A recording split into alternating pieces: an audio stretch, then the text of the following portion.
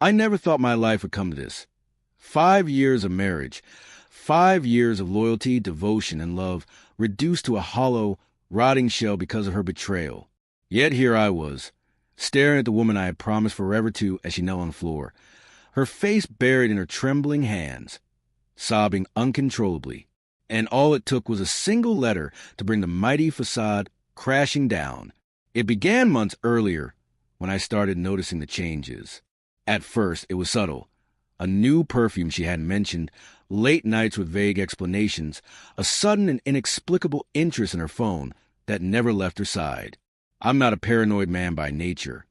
But you don't spend years building trust with someone only to have that trust shattered without noticing the cracks. I asked her about it.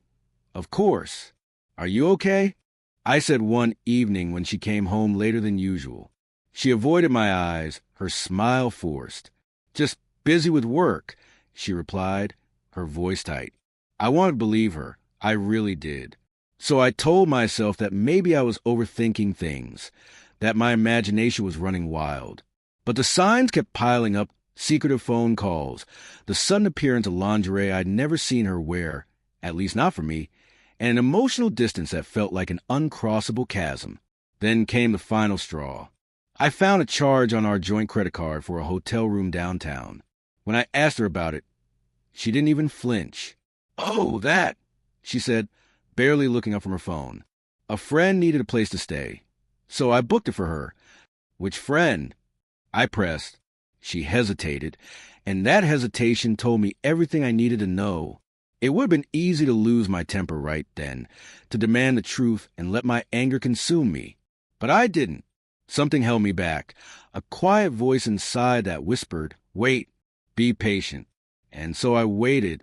I bided my time, even as my heart broke with every lie she told, every stolen glance at her phone, every night she turned away from me in bed.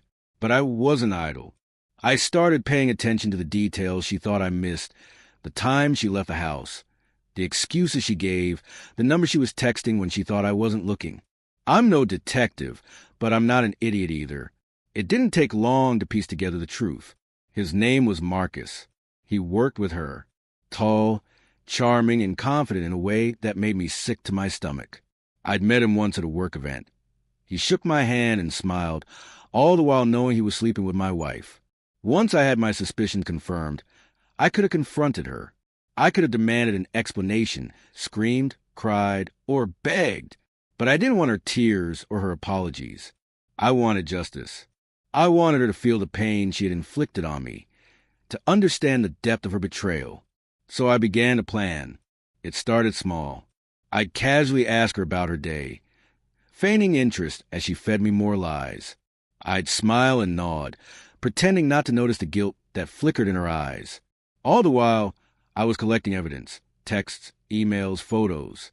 I even hired a private investigator to follow her when she said she was working late. The pictures he brought back made my blood boil. Her and Marcus at a restaurant, her hand on his arm, her lips on his in the parking lot. I kept everything, every text, every receipt, every photograph. It wasn't enough for me to know the truth. I needed her to know that I knew. But I also needed her to understand the depth of her betrayal, to see it laid bare in a way she couldn't deny.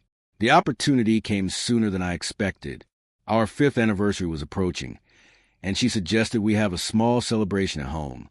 I agreed, playing the part of the doting husband even as I finalized my plan. The night arrived. I cooked her favorite meal, lit candles, and poured wine. She seemed nervous, fidgety, as if she knew something was off but couldn't quite place it. I handed her a gift, a small box tied with a red ribbon. "What's this?" she asked, her voice shaky. "Open it." I said, my smile never wavering. Inside was a folded letter. She frowned, pulling it out and unfolding it. Her eyes scanned the words, her face going pale as the realization dawned. It wasn't just a letter. It was everything. The text, the photos, the receipts, printed and laid out in excruciating detail. And at the bottom, a simple note from me. "I know." She looked up at me, her eyes wide with panic.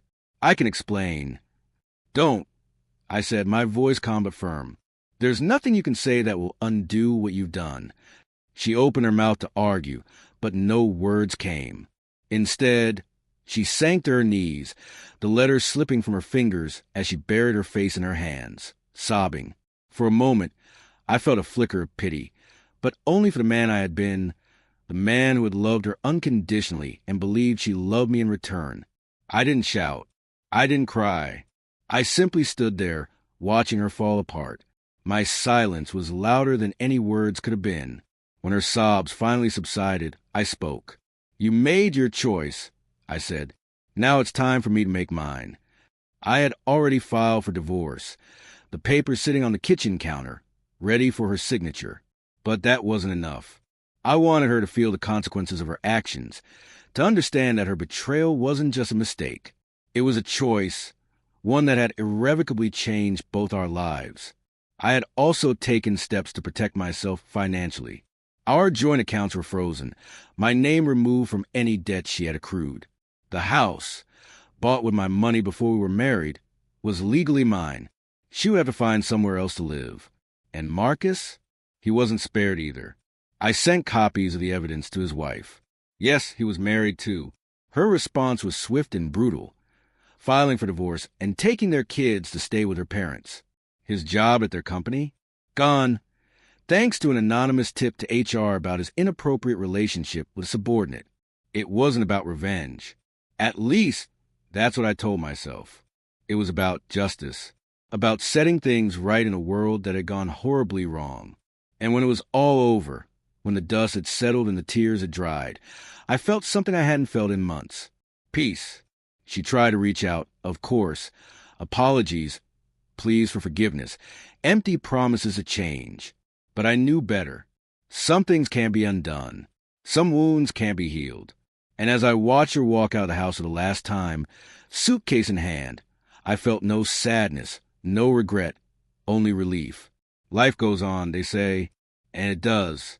It's not easy, rebuilding from the ashes of what was supposed to be forever, but it's possible. And as I stood there, alone but free, I knew that I had made the right choice. She had made her bed. Now she would lie in it. And I would move forward, one step at a time, knowing that I had done what I needed to do to reclaim my life. So guys, if you all liked today's story, please like the video and subscribe to our channel. And don't forget to press the bell icon. Thank you for watching.